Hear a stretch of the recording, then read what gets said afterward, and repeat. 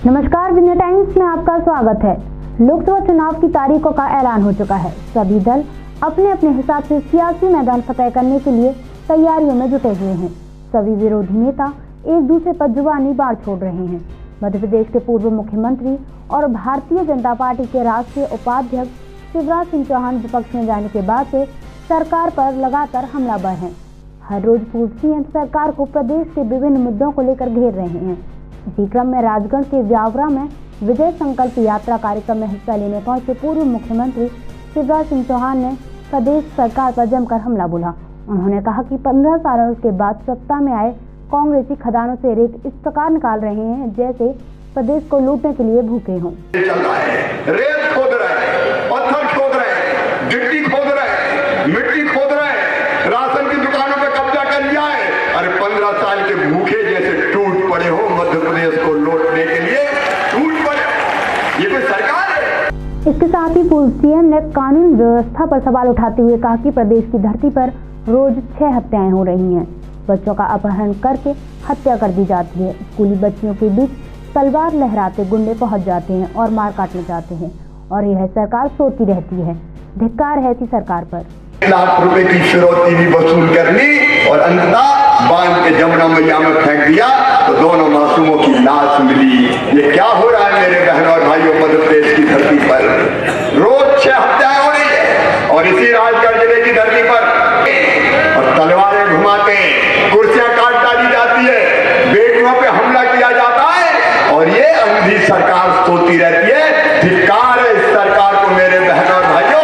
इन सबके बीच विधानसभा चुनाव में मिली हार पर पूर्व सीएम ने कहा कि विधानसभा चुनाव में मेरी 2-3 सीटें कम रह गईं तो कांग्रेस वाले इतना इतरा रहे हैं।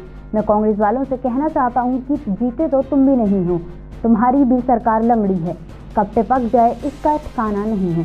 15 साल से भूखे कांग्रेसी हर जगह टूट पड़े हैं। तबादलों का कारोबार चल पड़ा है।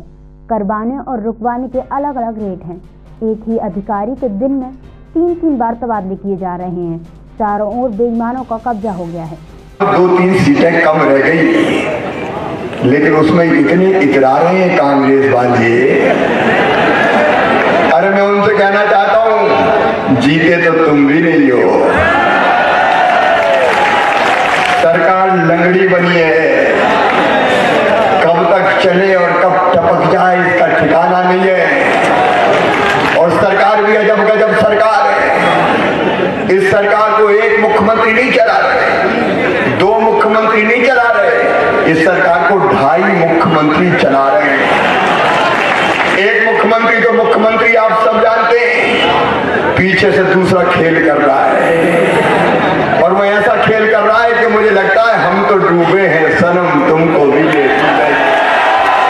शिवराज सिंह चौहान ने कहा कि कर्ज माफी का पैसा किसानों को कांग्रेस नहीं दे रही है।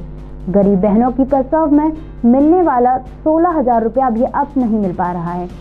आपके अधिकार की लड़ाई हम सड़कों पर आकर लड़ेंगे। कांग्रेस वाले तुमने ही कर्ज माफी का वादा किया था, अब उसे निभाना पड़ेगा। नहीं निभाया तो मुझको सड़कों पर आकर निभाना पड़ेगा। संरक्षण करने वाले दिग्विजय जैसे नेताओं को ये मत समझना कि भारतीय जनता पार्टी कमजोर है।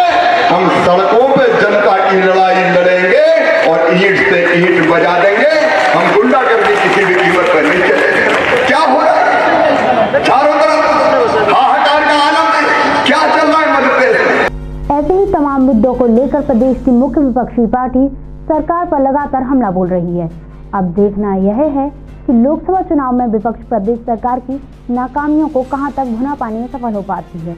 और सबसे अहम सवाल यह है कि क्या कांग्रेस सरकार की नाकामियों के बदौलत ही बीजेपी लोकसभा चुनाव में लड़ाई लड़ेगी? इन सारी घटनाओं पर नजरें बनी हुई हैं। आगे की स्पेशल रिपोर्ट्स के लिए बने रहिए विन्या टाइम्स के साथ। धन्यवाद।